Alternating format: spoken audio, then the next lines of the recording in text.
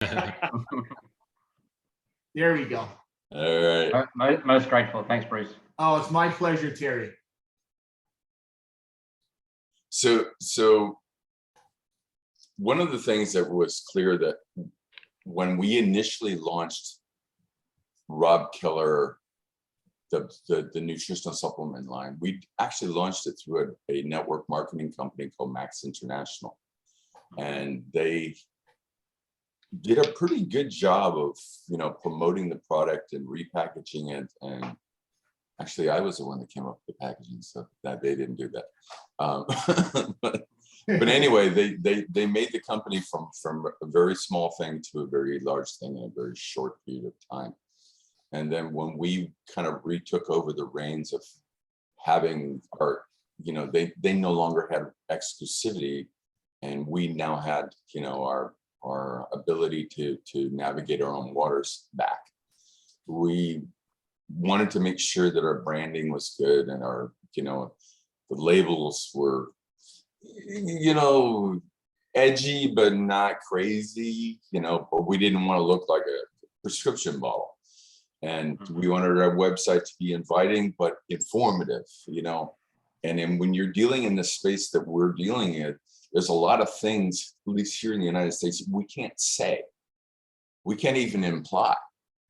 So it's a really kind of like a delicate dance on the, the cutting edge of a katana, sword that we have to play almost every day by trying to say, hey, here's what it can do for you, but not making any claims that make people have a false sense of hope about, oh, I've got cancer, but I don't need chemotherapy. I just need Rob Keller, to avoid those kind of pitfalls. And Danny has worked very assiduously with us in understanding and preserving that. I'm not sure that he knew as much about it as he does now, since, but I think he's working with other brands now, and 7-8 years of same thing every day, or understanding what we I think I'm like a quasi-scientist by now. Yeah. Danny, you're a new breed of branding scientist, are you? Not quite, but yeah, it took me a while to actually understand what actually get what it does. So now that now you have the knowledge, it's right. a little easier to communicate. Talking communicate. I hope you can communicate it to me. I hope you can communicate 7 years and 7 days, perhaps. How's that for consolidation? Right. No, some of the initial conversation was, Danny, we love to say that, but if we say that, someone goes to jail. You going to jail? Or does it mean?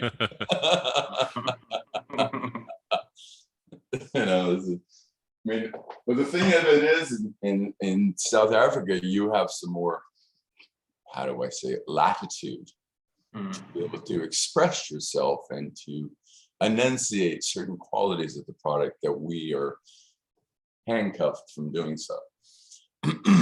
So that will be a new, interesting kind of a experiment, because just be new and interesting. But anyway, Danny's always, as long as it's on, as long as it's honest, honesty is the best policy. And, I think as long as you're following that kind of like golden rule, that you guys are gonna, be able to accomplish your goals through this. Absolutely, Danny. I couldn't agree with you more on that. And Robert, I think that from our last conversation, it's also important that as much as perception may be that Africa is the Wild West in a lot of ways, there is a lot of regulation in place. We do have a little bit more latitude, and certainly perhaps a little bit more leeway in terms of implicit advertising and so on. But certainly it's not a free for all. So we've got to make sure that we're skating. No. To the line. I was never under the impression that was so, but I know there's some corridors that are close to us that are available to you to explore and to what have you. So. Look forward to hearing more about those.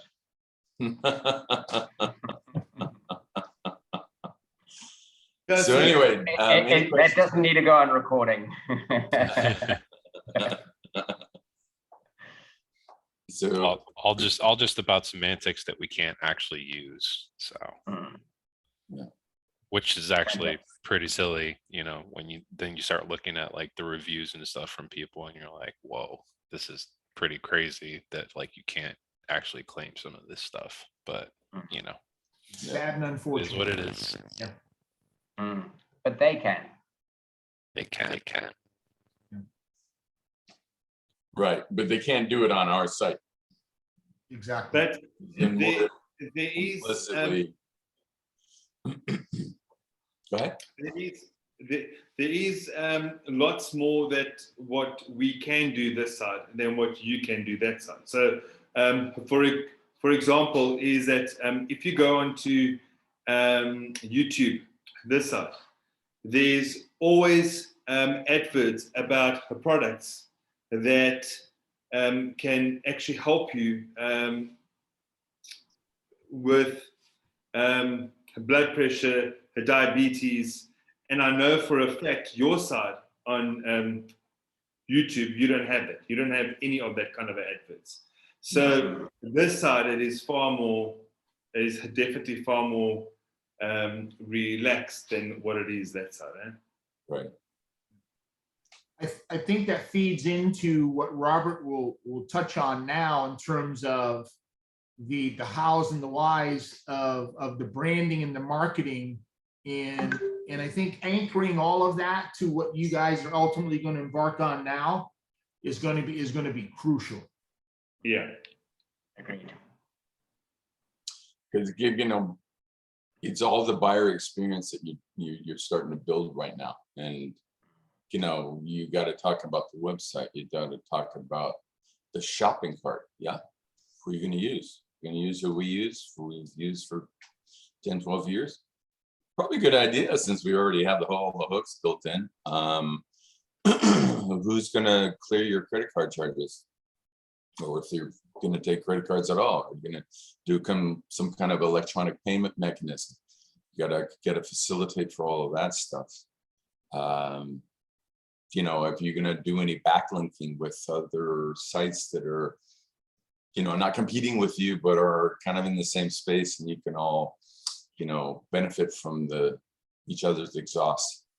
There's a lot of things to talk about and think about, and a lot of things that, you know, from Danny and I's perspective is we're here in the United States, and we can kind of figure out what it needs to be here, but we're talking about South Africa, so we don't necessarily know, you know.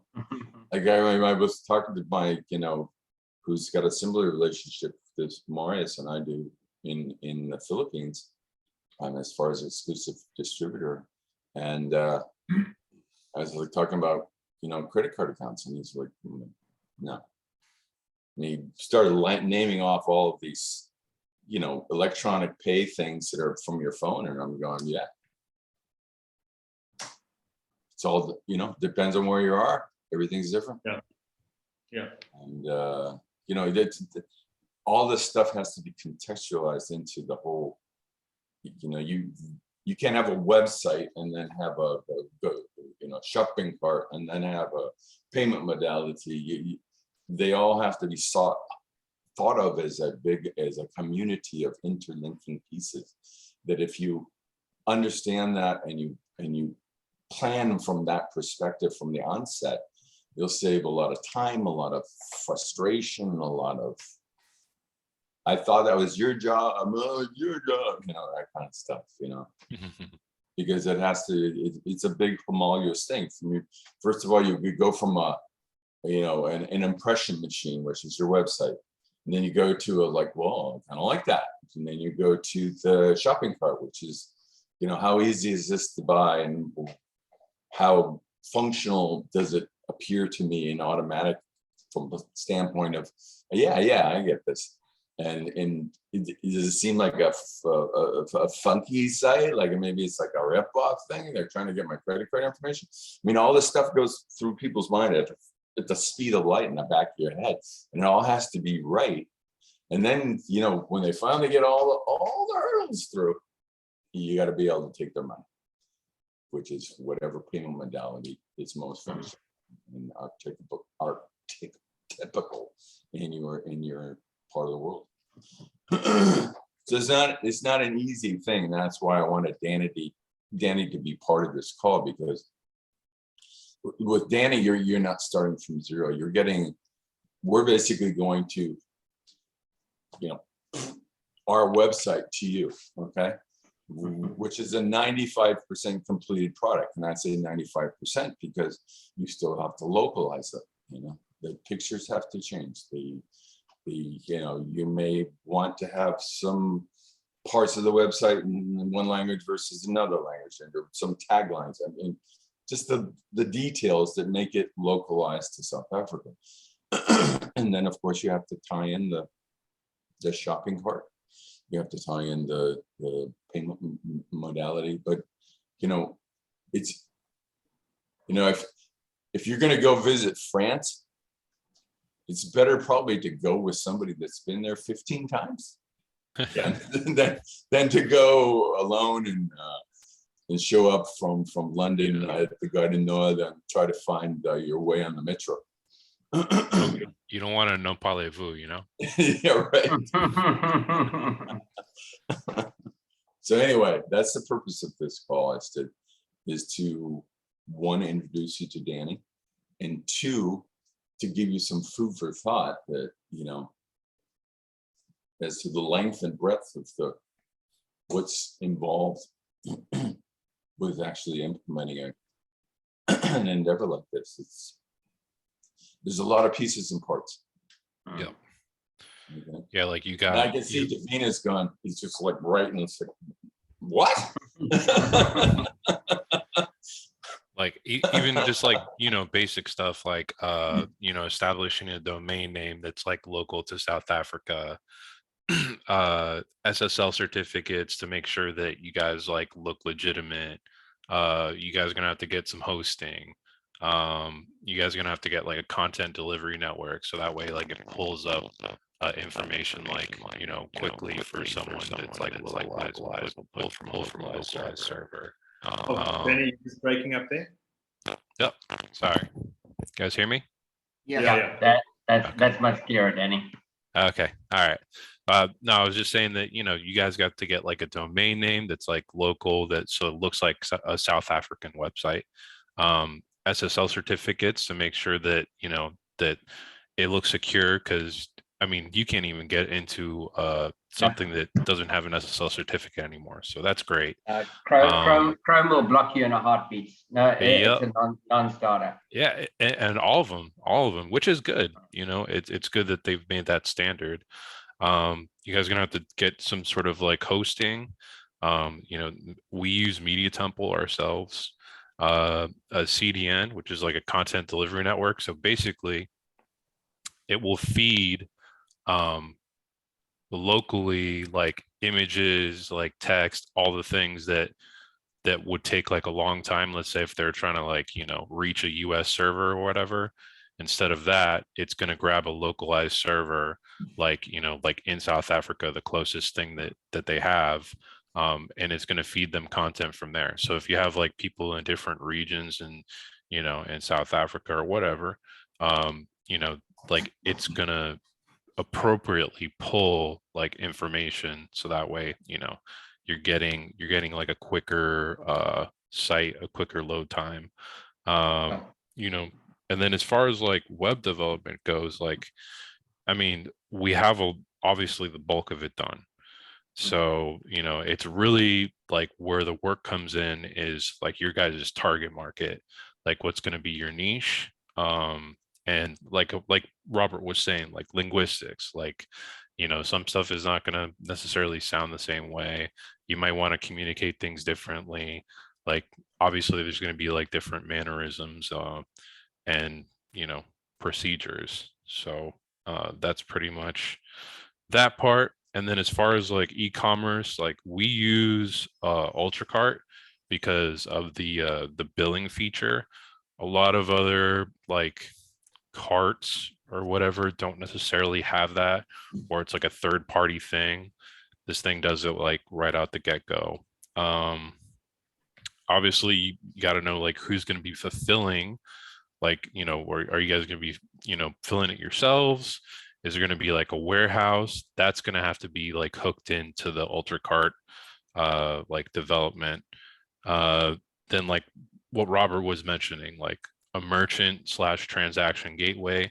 Uh, I would suggest like authorize.net. I don't know what's like necessarily local over there, or, you know, but there's lots of options. You know, even probably in the future, you might end up using rotating transaction gateways. So you might have more than one merchant account, which is like, it's a good place to think. It's like basically a good thing, So you know? it's like a revolver. It's just like 1 cylinder, 2 cylinders, 3 cylinders, start back at 1. So what it allows you to do, and the reason why we did it, is because when Max International actually first licensed our product, they outgrew 3 different merchant accounts. When I say outgrew, that means that the provider of that merchant accounts called them up and said, "You got 4 days to go find somebody else. You scare the crap out of us. You're growing too much." Okay. So they had to jump and jump. Let's bring that problem on. Bring it on. Yeah, We're yeah. ready. Exactly. our It's a good response problem to that have. is that let's not rely on one merchant account. That's got like 3, and it's just revolve through them. And, you know, like you said, if we actually exhaust the upper end capacity of those 3 accounts, then I guess we did a good thing. And that's the truth. So, Robert, if I could just perhaps direct a question to you and Danny on this, specifically looking at the domain on it. So I know Bruce had sent through the suggestion of robertkellermdsa.com, which I get where we're going with that. I do like to keep the domains as short as possible, and not that 2 letters is going to be earth-shattering in terms of the difference it's going to make. But what is your level of comfort with robertkellermd.co.za? Is that something that's like common in South Africa? ZA is the postscript for Yeah. South Africa. Okay. Exactly. So yeah. So that's the domain absolutely. for South Africa. So if you're comfortable with that. So here's the thing, and I'll make a broad stroke that everybody should probably pay attention to. I have an exclusive agreement with Marius van Tonder. Okay, how he chooses to expand or collapse that enterprise is entirely in Marius van Tonder's hands. Okay, so I'm here as I'm not trying to establish a franchise where I'm going, well, you got to do this and don't do that. I'm basically the guardrail that hopefully will keep something from running off a cliff and having a horrible accident. But I would never assume to instruct or specifically recommend one course of action versus another. I just want all of us to be successful. And if anybody asks me my honest opinion about a thing, I will give it. Whether it's taken or not, that's fine. But I chose Marius because I trust him. Okay. And that's where it starts. And that's where it ends. If he wants my counsel on anything, I am available for that. I can tell him what I know. I can put people in front of him, like Danny today, to help perhaps make more informed choices based upon what is and what isn't, what we've experienced over 12 years of doing this. But if you call your website whatever you want to call your website, I don't. But missing taking out the Rob Keller part, you are kind of obviating almost 20 years of marketing that's been focused on that name. Now, if you think that in South Africa you can get away with calling it whatever you want to call it, and start from zero and build a brand name, God bless you, man. No, that will never be so there is no ways that I would even go down that road. It would have to be Rob Keller. Look, I quite like that it says Rob Keller SA, because it just gives you that. Although it could also say robkeller.co.za, because that would be fine too. Yeah, Fine just a too. matter of interest. Terry, if we were, for example, to open up, let's say Zimbabwe, for example, right? What would that code be? So we got .co.za. What would they be? Yeah. So look, they would be ZW, I think it is.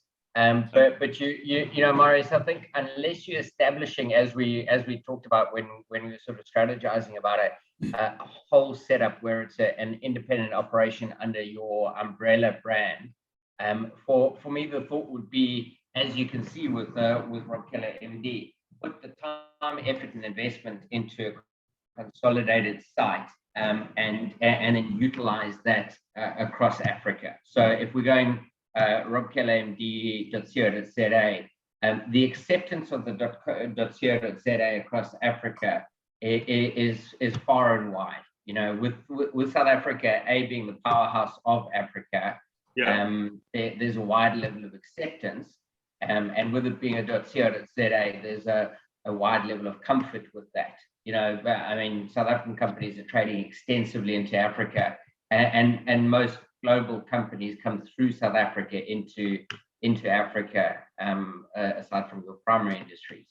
So in my understanding that, SAFRA being one of the most, mercurial approval processes that are out there within the African continent, getting approval there, and this is, me having some experience in another subject for another day in Africa. But there's the African Union that is like a membership of 25 or more countries, and basically, if it's approved by South Africa, it's implicitly approved by those other 25 countries. So you're like, woof. So why wouldn't you go there absolutely kind of thing, right? and Maurice, if we do want to regionalize it as far as that's concerned, we can always create a what's called a subdomain. So it'd be robkellermd.co.za /zim Kenya, whatever. I don't even think you need to get that complicated. I agree with you, Robert. Because Danny will describe to you what we're talking about with regards to an IP redirect. So we got like a, obviously this used to be like a an adventure to do, let's say 15 years ago, but now it's something that's like relatively easy to do. So basically what we're gonna be doing is that anyone that even hits, our site or whatever, we're redirecting like their domain, and it's actually checking to see like where they're coming from, like geographically. They won't even see, the .com come up. Like it's gonna jump right to you guys. So, if you guys did end up being like, hey, we just want to have like this domain, like we just would basically redirect it to, the main domain that you have. So if you even wanted to have, just like for redundancy sake, you could have those extra domains if you wanted them. To Robert's point, Danny, I think that you agree with that as well. That simple is best. Keep it consolidated. I agree. Love the fact that you can do the geolocate IP redirect to us. based on search origination. So that's fantastic. Yeah, Yeah, and it's a nice piece. and speaking from the corporate side of things here, I don't have a problem with, you know, Danny, make every IP address in the continent of Africa redirect to whatever domain you come up with, because, you know, I mean, even though we do business in 40 countries, your ability to fulfill an order is far more effective when you're in Africa than I am 15,000 miles away. So, Yeah. you know. Yeah, absolutely, Robert. And you know, I think just as an aside, I don't know if I shared that with you last time, but my wife, who's an accountant, has an American client who's rolling out multi-tiered testing from HIV to TB, et cetera. So there's actually quite a nice little parallel. But the salient point about that is that she understands the approval process from a medical perspective into, I think she's up to 23 countries into Africa. So that makes the runway a lot smoother for us in terms of understanding what are the local implications from an approval, distribution, etc. perspective. Yep. Right. Excellent. Yeah, I don't think that, generally speaking, that any country within Africa is going to have a problem buying from a bona fide company in South Africa. Yeah, agreed. Where the look and feel is all matched, where you're, you know, you get to the product page and then, you know, the explanation box is jumping 3/4 of the way off the page, and it's, you know, half of it's Greek. that kind of puts people from pressing the buy button. Yeah. No, it's got to speak to authenticity and credibility on that, Robert, and we'll ensure that it does to that extent.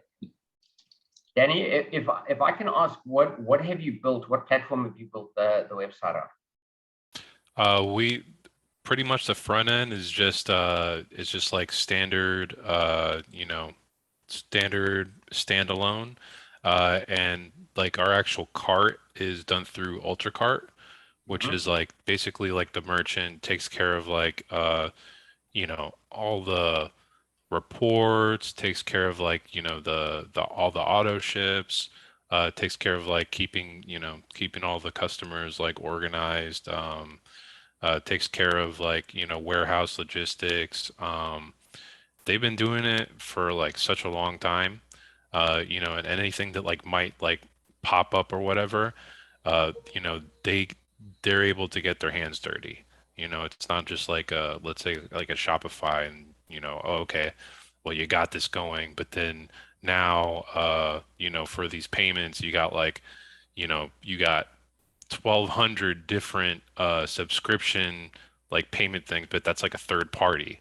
So it's like now on top of whatever you were doing, you know, now they have to take a cut of whatever you guys were getting. So it's like, you know, in that way particularly, you know, that's the advantage of having, you know, a system like that they've been doing it for so long now that you know, and that model works, you know. Yeah, Okay. And they're kind of the gold standard for a shopping cart. And, you know, I can attest to you that over the time we've used them, we've never been hacked. There's never been a lost credit card due to fraud that came through our system. I mean, the thing is the shopping carts, you kind of want to deal with the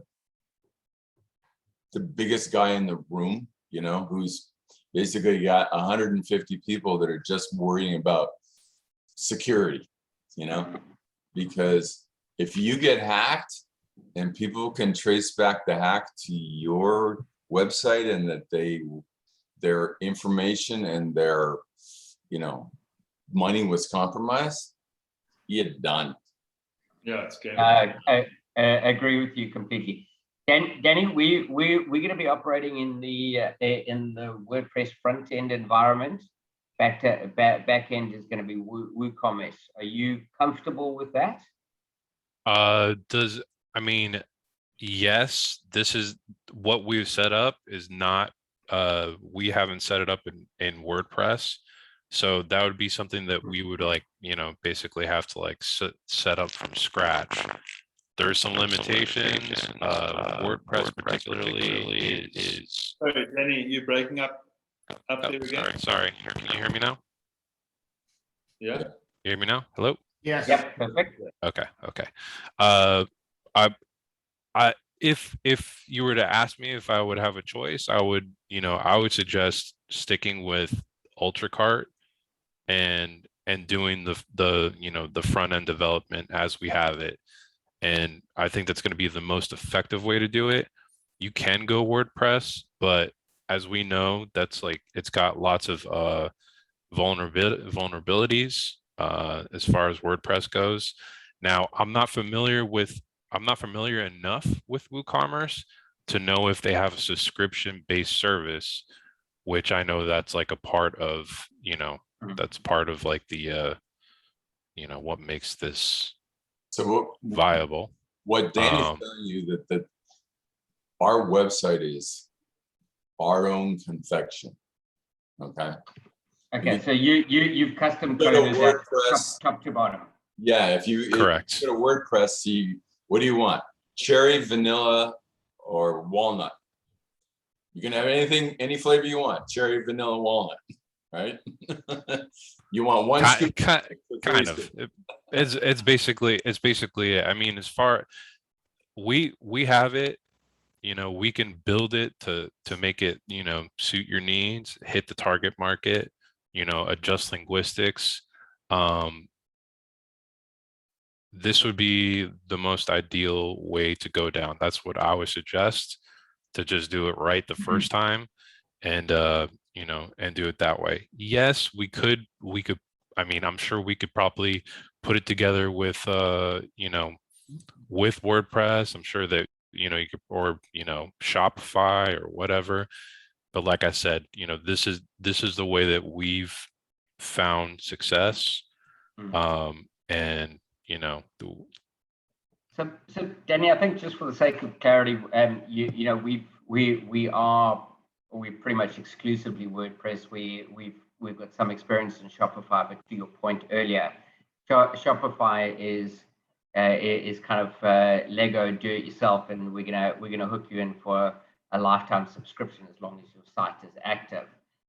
We've just found over the 7 years or so of us doing this that WordPress has been so much more effective, and WooCommerce is their integration. So it really does limit the vulnerabilities, but it also gives us the flexibility for certain integrations that are going to be relevant for the South African and the African community. And one such integration that is going to be vitally important from a sales flow through is going to be a WhatsApp integration. Now, as much as it is a Facebook product, I know WhatsApp is not extensively utilized in the States, but in South Africa, it's pretty much our default mode of communication. Marius and I can enjoy an afternoon of conversations where we haven't even spoken to each other, but we've said a lot. Nice. So yeah, so those sort of integrations, I think one of the things that also is important for us, Robert, to our earlier conversation is, and this is going to be important to improve our searchability, our SEO on Google, along with an ads campaign, is also going to be including and integrating Google reviews into the site, which speaks to credibility and trustworthiness. And that's worked incredibly well for the clients that we've done that for, because immediately people are sort of scrolling down and they're going, oh, look, it's live integrated Google reviews. Well, I don't think they're thinking that, but they go, oh, Google reviews, great, credibility. So that certainly is going to be an important part of what we do. Danny, don't we have Google reviews? We have a different reviews thing. We collect reviews. People will actually go to the site and write the reviews right there on the spot. We don't actually we actually haven't integrated any Google reviews per se, but we do have a review, third-party review Yeah, I'm aware. Yeah, so we've got, Yeah.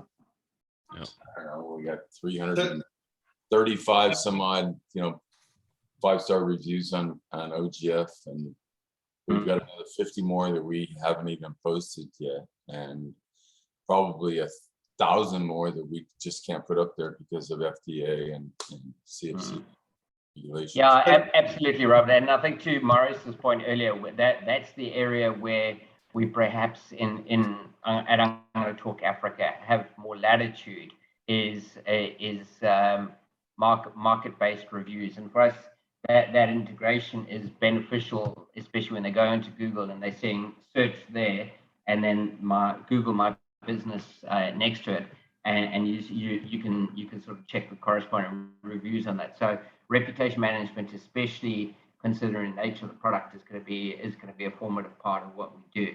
So Google reviews is definitely going to be that, and I guess a 2-second journey on that will be getting somebody onto the site. They have a look around, they want to make an inquiry, maybe they've got a couple of questions, automated WhatsApp responses, supported by a warm body down the line if need be.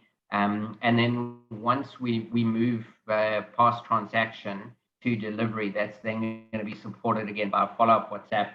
Hi Robert, hope you're enjoying the product. You've got to be 2 weeks in, whatever the case may be, but that is going to be part of our strategy. That's how fundamental WhatsApp is. Yeah. So I don't know why we chose to do this. I don't remember, because it was a while ago, why we chose to do this independent kind of third party. We don't have a say in it. We can just decide whether we post it or don't post it. That kind of thing. And but we chose to do that, and I remember Google, reviews was one of the issues, and I don't know why we chose to do it this way, but it turned out to be, for in our analysis, and I think even in Danny's analysis, the better way to go. And Danny, you can probably speak more to that than I. Yeah, there wasn't really like too many things like at the time when we started doing the reviews. Like now those things are like readily available. And like if we wanted to put that like into the site now, like we could do it. It's just a matter of like, setting up the feed from the Google Places, tying it into the third party, and and plugging it right into the website. It's basically like ready to go. That would just be, if you guys wanted to do that instead of like, the reviews that we were doing, which those will be useful as well. You can put that into. Yeah, because we actually actively solicit via email drip campaign after somebody purchases to get their review. It's just like, give us the good, the bad, and the ugly. Absolutely, Robert. And it really is so vitally important in this space of accelerated e-commerce, and more of a need for trust than ever before. And certainly, I think the end consumer is savvy enough, to suss out, to your point, to get a sense of when there's legitimacy and a sense of, oh, hold on a second, I don't have a good feeling here. So I think what is really important from our side, and I'm directing this more at Marius, is that to Robert's point earlier, we are harmonizing the look and feel so that people can see, if they do go to the .com, that there's an homogeneity to it. Yeah, and we leave the bad reviews up there. We actually, when somebody maybe writes a bad review, and they're rare, but that is really customer service related, with that experience, I wasn't treated like royalty, because I call them CEO of the company. Robert, I must tell you. Yeah, I must tell you, and that is amazing, and that's going to be important. Embrace them and love them, and talk about their Aunt May or whatever they want to talk about, because usually the problem they have is not with me or my company. It's because there's something horrible going on in their life, and they just want to hit something. Yeah, Right? exactly. Makes it, that. you know, makes it real too, you know, like, Yeah, it does. So much yeah. so. yeah, you And know, I- I mean, really the product speaks for itself. I mean, like Mm. 4.8 out of like 5-star review, like, you know, however many Right. reviews that we have. I mean, there's And if plenty. I let all the reviews out, it'd be like 4.99 out of 5, but I can't post most of that stuff that I've culled because it's we don't do I must tell you, Robert, I don't know if you've had a look at your Facebook reviews, but there was one individual who was rather scathing, if not somewhat cynical. And I think to your point, that individual who just needs to lash out. And it was actually amazing. I mean, this lady here, January 24, 2020. Sadly, another MD has gone to the dark side. Blah blah blah. And you've got a raving fan who came back in your defense and said, I don't know what you've been reading, but in total, it's been a life changer for me. I've been on it for over 10 years now. I wouldn't be without it. So, you know, there we don't even need we don't need anything more. Beautiful that the market has responded accordingly. Yeah. But now, well, can I ask you, we're not perfect, but you know, we kind of stumble in a straight line. Lovely turn of phrase.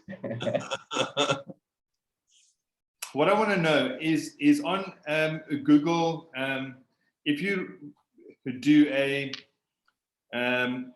comment on Google, does it come on real time? Whereas Robert, does yours first go through a third party? It first gets looked at and then it gets posted. We look at it so that it doesn't. So we have two options: post it, don't post it. We can't edit it because a lot of the the syntax errors and the verb conjugations are, oh my god. Cringe. those 9 years of English boarding school are coming back to haunt me. but we don't change that because that's your term. That's how you communicate. Okay. Yeah. And so we don't. And I think, Danny, to your point as to why we chose or didn't choose Google is that we had the ability to be a stopgap between post, don't post. Yes. Okay. Because some of the stuff, even though they're extremely well-meaning individuals, it's just you just can't lawfully put that up on the net, and so we have to have an ability to kind of capture that. Like, oh, yeah, you're not welcome. So, Maurice, for the sake of clarity on that, my recommendation for us in this context is that we do go with reviews, and if we do get the good, the bad, the ugly, we deal with it accordingly, because I think that the market is incredibly interested in what your reputation is, and even more so in terms of how you are dealing with it, in terms of the good, the bad, and the ugly. So if there is a negative review, how are we dealing with it? What happened? How is it remedied? How did you fix the problem? How did you resolve it? And I think that the market really, truly appreciates that. Okay. Mm-hmm. But can I ask you, if there's a person that comes on and says, geez, I've been on a product and I'm cured of cancer. Yeah, that's a no-go. In the South African context, we can say that's we can just reply and say, well, thank you for that. That's incredible. Hopefully we had something to do with that, and right. and perhaps there was a change in lifestyle. Whatever it is, it takes a moment of empathy and acknowledgement of that. But we're not going to be held liable for that because it's third-party perspective. Again, this is the subtleties of your market versus mine. And But now, how would that affect your market? So let's for argument's sake say a person goes. So would a person in America, all right? And Danny, I think that you did speak about that, but I mean I don't know much about websites and diverting and all of that kind of stuff. So the people in America, for example, won't be able to access our website. So whatever happens in South Africa, like whatever happens in Vegas, stays in Vegas. It's very, very much the same kind of conversation. yeah. You've been on too many boys' weekends, Marius. Yeah. So as long as you keep your sphere of influence on social media to just South Africa or Africa, generally speaking, and it doesn't, you can't see it in the United States. Perfect. Then we're pure. I can with a straight face appear, swear under oath that I sold X amount of product to these guys, and how they market is none of my damn business. I can neither confirm and I can neither deny. Right. But that draws us to another point, that we have, as a company, assiduously pursued a good reputation. Yeah. Okay. Assiduously means we work really, really, really, really effing hard on it. Okay. Yeah. And don't mess that up. No, 100%. It'll hurt you too. Yeah. Right? On the contrary, we'd like to enhance that for you. You want what? I want to enhance that for you. Oh, Reputation. yeah, no, that would be the aim, and I know, And Robert, for the benefit, given that we're recording the Zoom, could you share, if you don't mind, the posture, right? I think this is an opportune time for the benefit of Terry's team, the posture that Rob Keller has taken as it relates to the brand and what the Rob Keller customer is from your point of view. Yeah, so Great question, Bruce. yeah, look at our tagline: learn, benefit, thrive.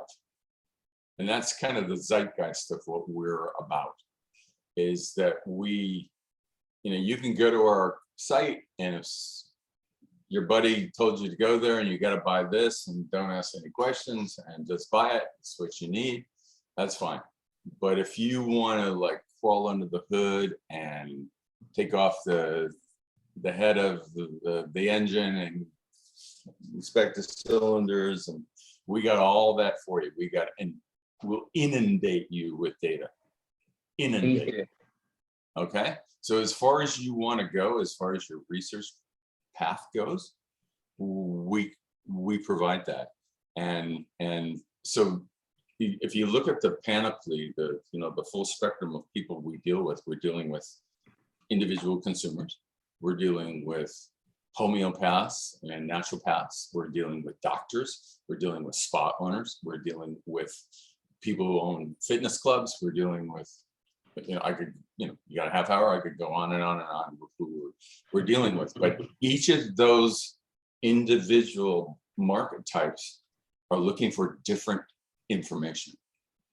Okay. And we try to make it available to them as easily and as quickly as possible. And also, we're just a phone call away. Have any questions, please call. And I love taking those calls, because, if somebody goes to a site and they buy the product, and it's great.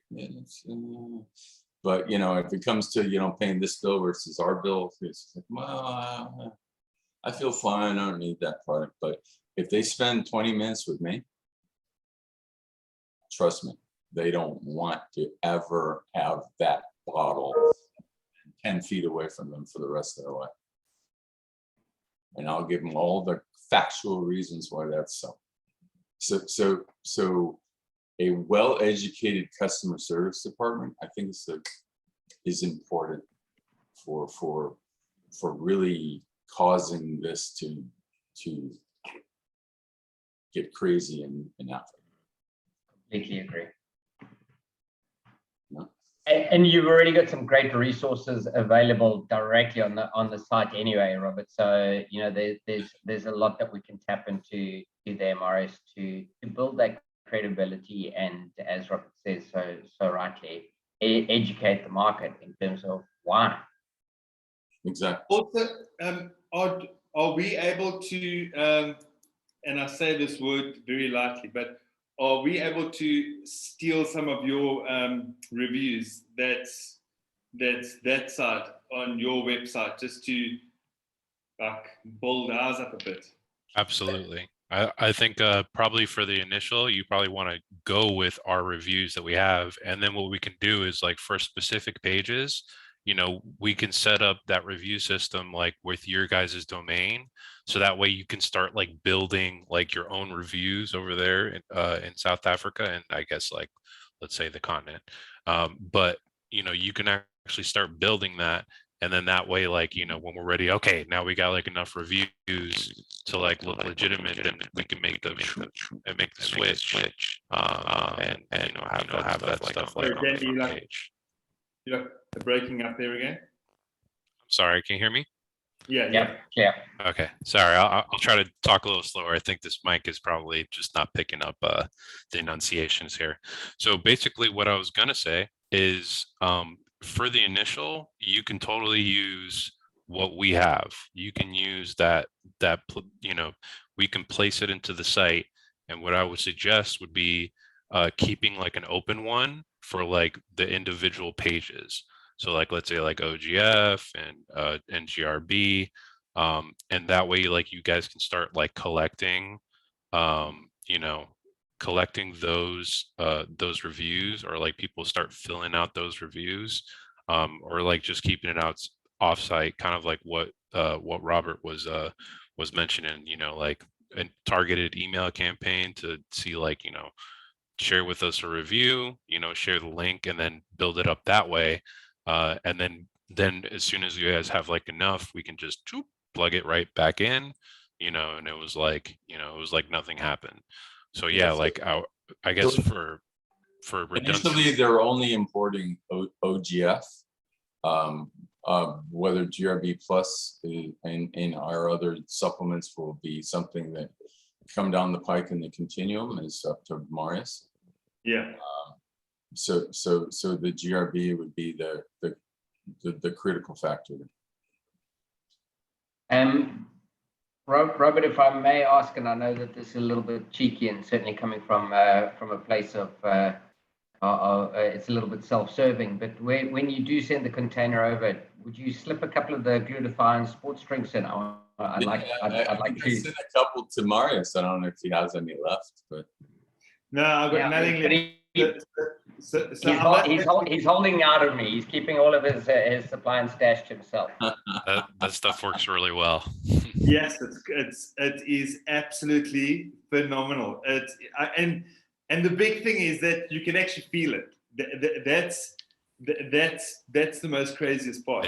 It's true. I was very like, at the first time I think I had like GRB, I was like, I don't know, but I'll tell you, I mean, that stuff works. So yeah.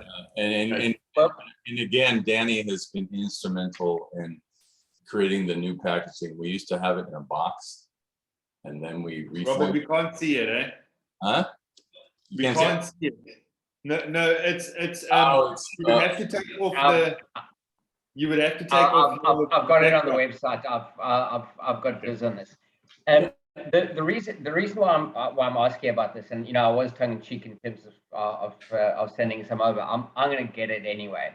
But just an interesting fact in terms of the South African market, we are a massive endurance sport community. We've got the biggest ultra marathon in the world, the biggest multi-stage canoe marathon in the world, the biggest mountain bike multi-stage and single stage event, the biggest surf ski event.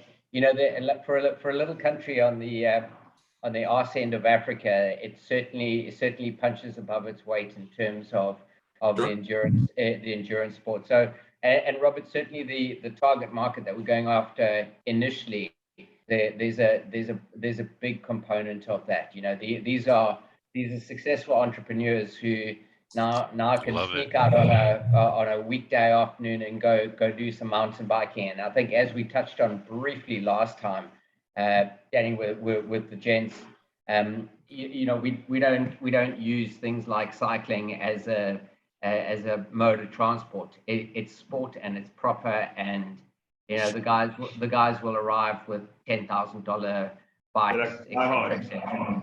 No, it really is proper. In fact, Robert, interesting fact for you, and granted, this is going back probably a decade, but speaking to one of the agencies that imports Shimano, the South African market consumed more Shimano product than any other market in the world. Wow.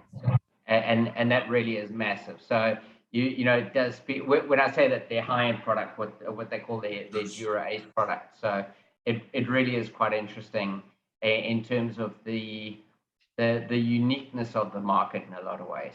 Right, and the other reason why GRB Plus might be an interesting product for South Africa, not only because this product kicks in like 20 minutes. You feel it, and it's not like you drank a double espresso. It's more of it's kind of like you put your cell phone battery on a recharge, and it's like, oh, okay, we're at 90%. And the other benefit is each packet contains 15 servings. So theoretically, one could, in say a 7-Eleven or a impulse purchase environment, could put one serving, one packet on a card with claims of what it's capable of doing, and that would be include curing a hangover, which it will. It works. And so your profit per sale could go considerably higher, but even targeting the performance sport market. I mean, we totally reformulated this because we got a lot of complaints from people because we were using a synthetic sweetener in there because it's 6 times more sweet on the tongue than sugar. And so we weren't using it to actually sweeten it. We were using it as a flavor mask for the other ingredients that are horrible if you were to actually encounter them on your tongue without sugar. So we changed to stevia, and we added other ingredients, L-citrulline, which increases your ability to oxygenate your cells. So in a performance sport environment, vital. Yeah. So there's nothing in this product that anybody, I don't care if you're a raw vegan, a vegan, whatever you are, you can't throw stones at this product. Okay. And Robert, if I may just ask on this, just being on the site here, you've got it currently selling at call it $25 single order. Is that with the 15 servings? Yeah, so it's $25 for 15 servings. But then again, Marius, this is an unbelievable product opportunity. Yeah, it really is. Seriously, next level. Well, the beauty of it is that I haven't pushed it with Marius because getting over the hurdle of OGF approval with Safra is a beast in and of itself. But this basically is OGF with a few extra ingredients, and none of the extra ingredients should give anybody in any approval board any heartburn. And that's like, oh no, not that. Another lovely turn of phrase. So this is as we say in basketball here, it's a layup for you, okay? But one step at a time. I definitely think that the GRB Plus, especially for your target market, and I'm glad that you have a target market in mind. Yeah, I mean, I think it's great, especially for that type of market is just, it's like a perfect match. Absolutely, and Morris, when we're looking at it just based on, and obviously it excludes shipping and so on, but I mean you're roughly looking at about $30 a shot, Yeah. which is in line with or less than a Red lot of Bull. a lot of the local supplementation. And the beauty is that we know a lot. I think between us, we know a lot of the top sports guys anyway. If we can get into some of the rugby guys and so on, and market to that, this really could just take off at the next level. I'm really excited about it. And Robert, thank you for your insight on that, because that's really got me excited about it. Yeah, it's a fantastic product. And if what I tell people is well, that's too sweet for me. So instead of 12 ounces, make it 30 ounces.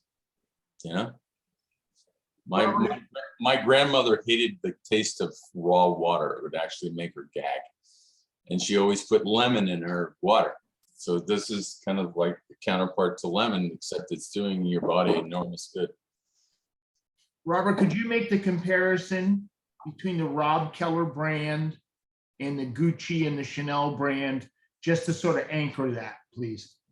Yeah, we're not looking to be things to all people with this product line. This is a kind of a boutique brand. We understand that there's a certain percent of the population of any place we go, whether the United States or Africa or Europe, that will go, well, that's too much. But too much is relative. Because if I go down to my local Dunkin' Donuts store and I want just a plain old cup of coffee, it's going to cost me $2 and change. But to be on OGF for a month is $2 and change. So would you spend $2 and change on a cup of coffee that's probably not really great for you, or something that actually really is augmenting your health? And I have this anecdote of this guy I was talking to on the phone. It was several years ago, but it's very poignant. And I could tell from his voice that he was a smoker, but not only a smoker, but a heavy smoker.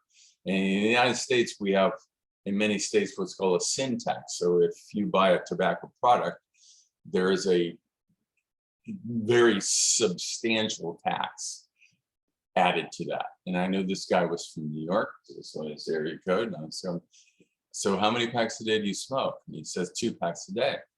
So that's $16 a day he's spending on tobacco, which is killing him. But he was arguing with me that spending $2 a day was too much money for him to be able to budget. So it goes to the psychology of somebody who realizes and recognizes that that's what they want. They want to defend and protect their health. And forget about COVID, forget about all the other things running around the world. But, is your health valuable? It's yes or no. How much a day would you spend on it? Yes or no. How much? $2? Really? Your life's not worth $2 a day? Really? So we're not trying to compete with all the other. I've had many an opportunity to be on the shelves of Walmart here in the United States, Costco. I just don't want to be in an environment where all prices are seeking zero. And it's like, I agree. $29.95, oh, it's $28.95, and it's $24.95, and it's $21.95 with free delivery, and you get into the point where you're just trading dollars because you're a public company, and you just got to have that churn to be able to show your numbers as we had X amount of revenue.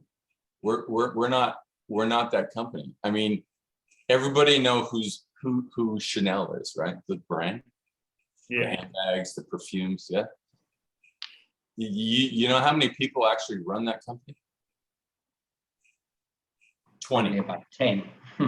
There's 20 people in the head office. It's on 9 West 57th. Beautiful, on the 50th floor. I mean, Ari Kopelman, who is the CEO of the company, he has actually his own floor. Yeah. And you walk in there and there's Chagalls, Gauguins, there's Vermeers, and it's all, like legit. I mean, the last time I was in his office, I was estimate his art collection in just the Chanel offices at $40 million US. Yeah. And that was a long time ago.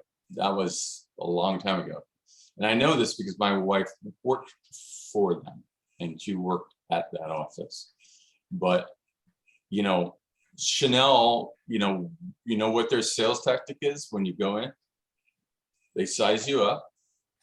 They put Chanel number 5 Eau de Parfum on the counter, 500, and then just look at you and wait for you to pull out your card.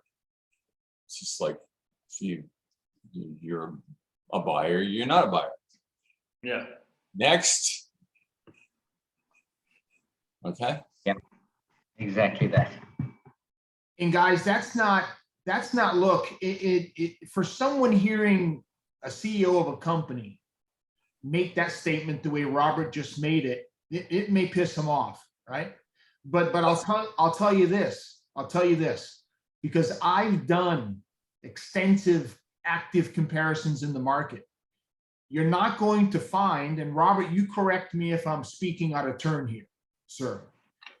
You're not, I have yet to find a single glutathione product in the marketplace on the planet Earth that will rival original glutathione formula.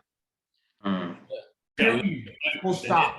And it's expensive to make. I mean, the price is its price because it's, we don't get it for free. We don't have the COGS that most companies have.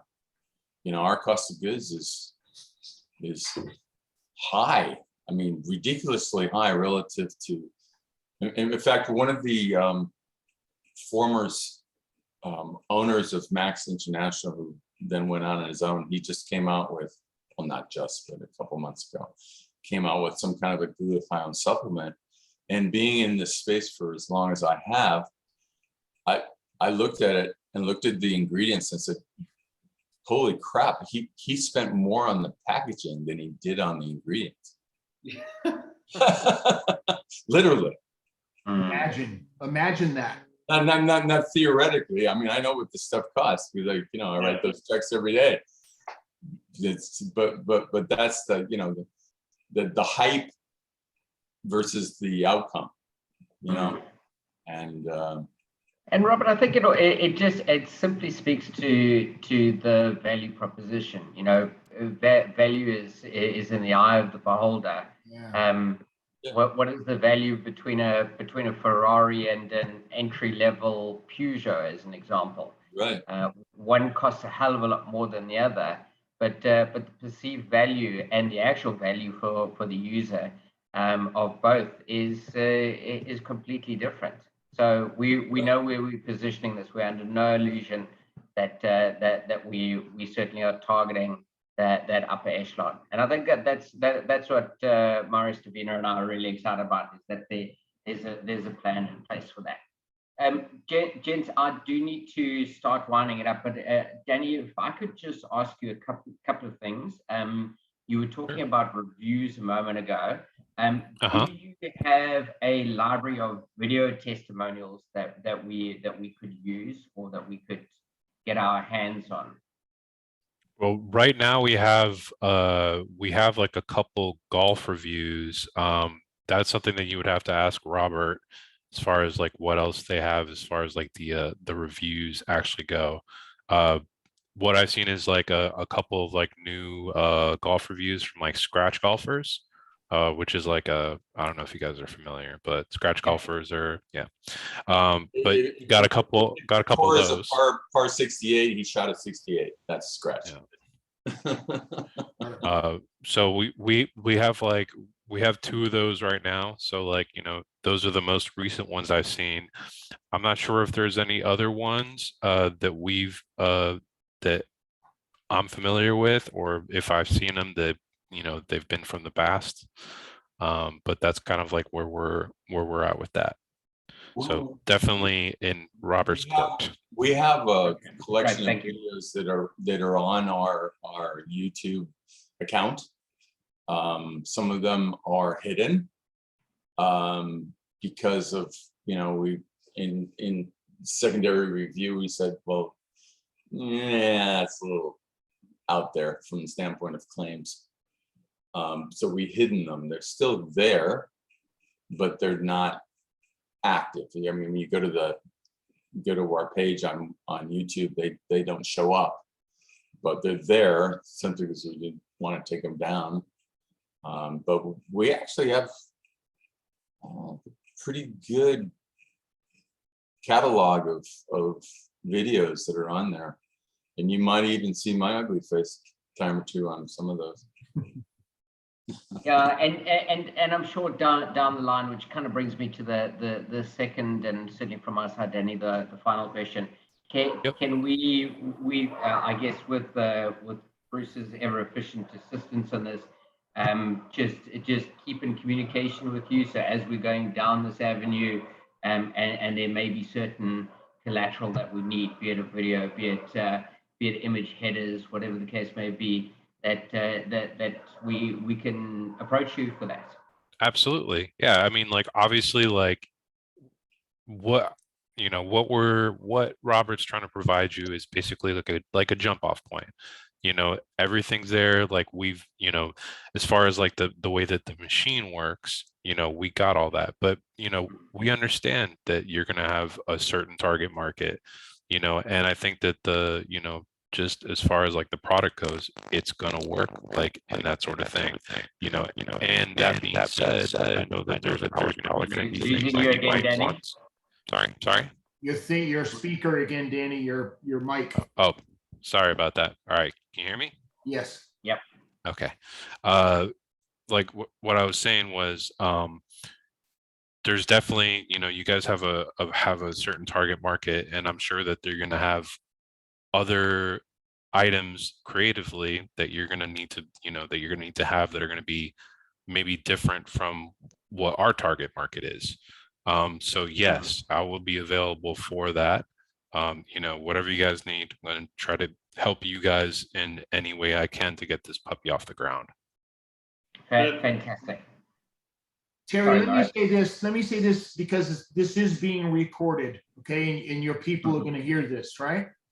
There will never be a point in time, okay, without exception, that anyone supporting OGF will ever be in a conversation or situation where they're going to come away from that situation with egg on their face.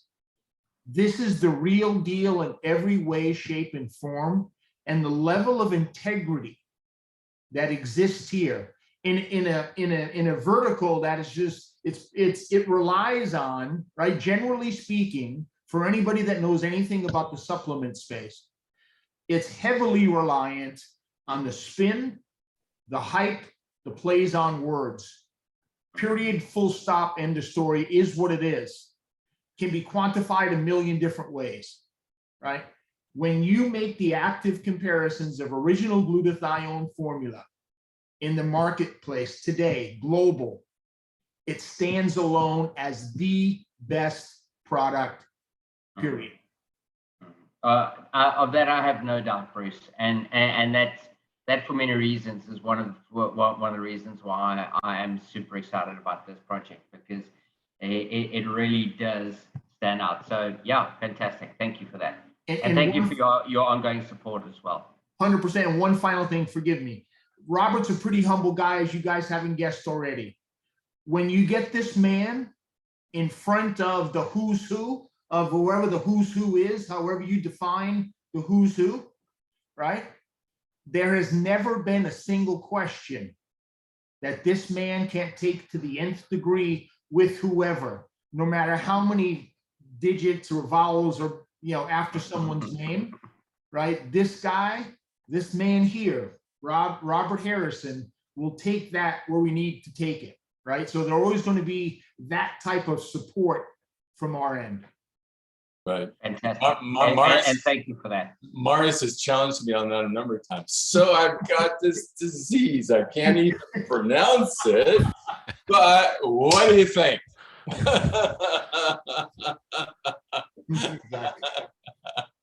True story. Fantastic. Well, gentlemen and lady, madame, thank you so much for your time. We really do appreciate it, and we really are excited to get rolling. So I think that's certainly all from my side for the time being. And your time, input, and contributions, really appreciate it. So Danny, great to meet you. Bruce and Robert, Nice to meet you all as well. And Davina, Morris, together next week sometime. Absolutely. Thank you. Let's go. All right. Thank Sounds you, guys. Thanks, Cheers, guys. everyone. Bye-bye. Thank you, everybody. Bye. Have a blessed Goodbye. weekend. Thanks, Danny. Thank you, Davina. Bye, guys. Of course. Terry, Take care, Mark. guys.